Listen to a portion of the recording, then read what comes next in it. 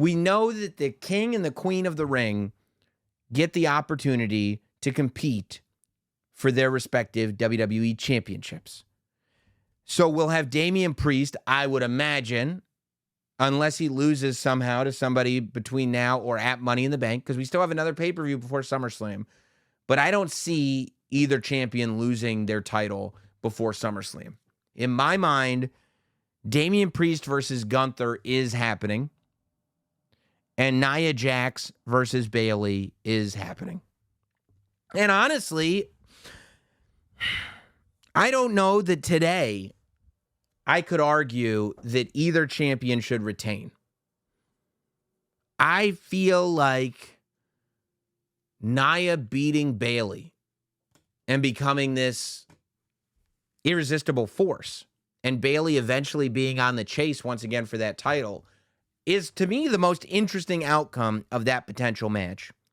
And Damian Priest, by the time we get to August, being a straight-up babyface, because that's another. There's been a criticism going around that between Damian Priest, Drew McIntyre, and Gunther, they're all heels. How can we get invested? Number one, there's different levels to this. There are three very different characters, that's for sure. You've got Gunther, who is, I would say, a traditional heel, but is so good at what he does that people low-key love him. You have Drew McIntyre, who is just telling his truths, and for that, some people don't buy that he's a heel. And then you have Damian Priest, who to me is clearly on this slow road to babyfaceville. And I think that by the time we get to SummerSlam, you'll have good guy Damian Priest versus Gunther. You'll have a Damian Priest who built a foundation leading into Clash at the Castle as somebody whose motivation is to prove that he's not a transitional champion. And now he gets put to the hardest test by facing the King of the Ring, Gunther. And I personally think that SummerSlam is that moment for Gunther to be crowned. I think CM Punk versus Drew McIntyre is a very, very likely scenario and potentially main event of that show. And that's a match that could not only go either way, but could go any combination of ways. I think Otis versus Gable is very, very possible for that show. Some of this stuff might happen at Money in the Bank, but I feel like this is where we're going to put the cards out. I think the fact that if we got a full turn at Clash at the Castle, then maybe you do pay it off at Money in the Bank. But people are very invested in this Alpha Academy story. And we didn't get a full turn yet, which makes me believe we can milk it for a couple of weeks, have the turn eventually happen, maybe at Money in the Bank, and then boom, here comes SummerSlam, Otis versus Gable. And you want to talk about moments. That's when Otis gets back his Mandy Rose WrestleMania 36 moment that, whether you want to remember it or not, would have been, save for Drew McIntyre winning the title, the biggest moment of WrestleMania 36, and a massive stadium ovation for Otis. People forget that Otis was on his way to a massive stadium ovation at WrestleMania 36, and he has not gotten close to that. However, I believe that if we finally get the Otis-Chad Gable match at SummerSlam, we will be in a stadium in Cleveland, and that will be the night that Otis gets a stadium going nuts for him when he finally puts down Master Gable. If Rhea Ripley is back, we could get Liv Morgan versus Rhea Ripley. I don't know how long she's out for. We wildly speculate. It is rule number 2 here on Notsam Wrestling. The fact that it is still being played up would lead me to believe that it can't be that long before Rhea Ripley is back. The fact that this Dominic stuff is happening and Dominic is being straddled leads me to believe it can't be that long before Rhea Ripley is cleared. And I think SummerSlam is the place to do it. LA Knight versus Logan Paul. Clearly we're going to get it at some point. LA Knight was in Logan Paul's house. Could happen at Money in the Bank. Las Vegas would be a great town for it, and it would be a great little something to throw on that show that goes like, hey, we have huge matches on Money in the Bank too. But also, wouldn't be surprised to see it at SummerSlam. And then you talk about some other main event caliber matches. It feels to me like SummerSlam could be a perfect opportunity for Randy Orton versus Cody Rhodes. I think that you can get there a couple of ways. Everything counts. And we plant the seeds for the next story while we're telling this story. That's the era that we're in right now in WWE. And I don't know if you've heard, it's a new era. I think that what I'd love to see, because Solo Sikoa and the Bloodline have already declared that Cody is in check. Randy Orton came out and helped Cody, but he was also staring at that title.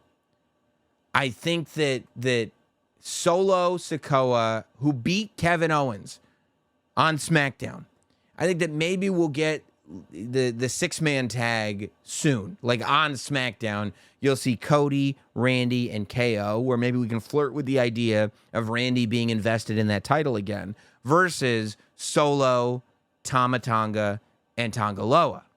At some point, you got to, right?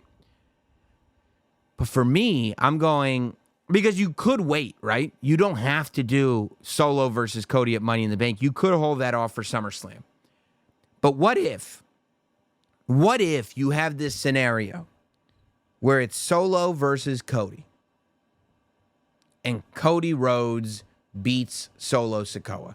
Well, if Cody Rhodes beats Solo Sikoa at Money in the Bank, then that opens the field to get you to Randy Orton versus Cody Rhodes at SummerSlam for sure. But what else does it do?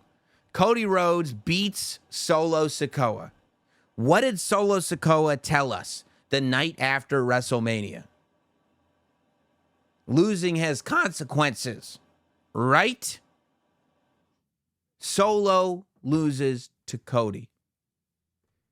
That is when the music hits. That is when we see Roman Reigns once again.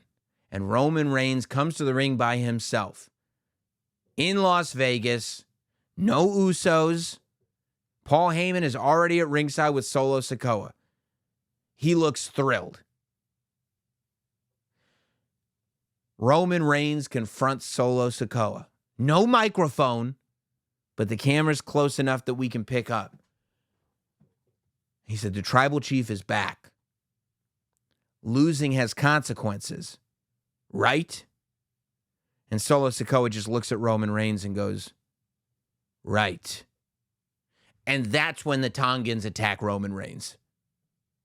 And Roman, who came to the ring, and maybe the Tongans are behind Roman Reigns as he's confronting Solo. And we think Roman is back with his hands on the bloodline. But when he says losing has consequences, right? And Solo looks at him almost with a smirk and goes, right. The Tongans attack Roman Reigns. Solo Sikoa starts beating down Roman Reigns. The bloodline leaves Roman Reigns lying, and Paul Heyman is in this state of utter catastrophe. Paul Heyman cannot believe what's going on. He has no idea which side to take. And that is left to question as we go off the air for Money in the Bank.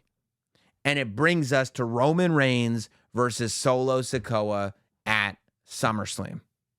And we still don't have the Usos. Jimmy Uso doesn't come back. Jey Uso is on Raw doing his own thing. And we get to Roman Reigns versus Solo Sikoa. And by this time, Paul Heyman has made it clear he's on the side of the tribal chief. And Roman makes it clear that his goal is to rebuild the bloodline. And it's Solo and the Tongans versus Roman Reigns. And SummerSlam is when Paul Heyman finally betrays Roman Reigns. Maybe you get a new member of the bloodline, one that we've been waiting for a long time.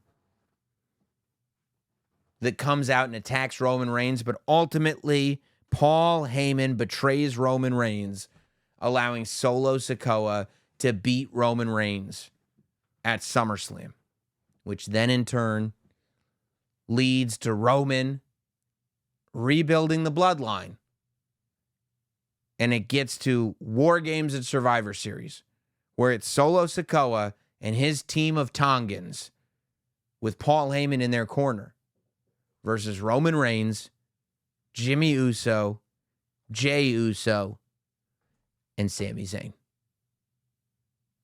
So with all that said, if everything goes according to the way I just laid out, SummerSlam could be Damian Priest versus Gunther, CM Punk versus Drew McIntyre, Bayley versus Nia Jax, Otis versus Gable, Liv versus Rhea Ripley, LA Knight versus Logan Paul, Randy Orton versus Cody Rhodes, Roman Reigns versus Solo Sikoa. Talk about too much birthday. That would be the most loaded SummerSlam of all time. If we end up getting half of that for SummerSlam this year, I will be absolutely thrilled. But what that card tells me that I was just able to make up is that we've been telling stories here.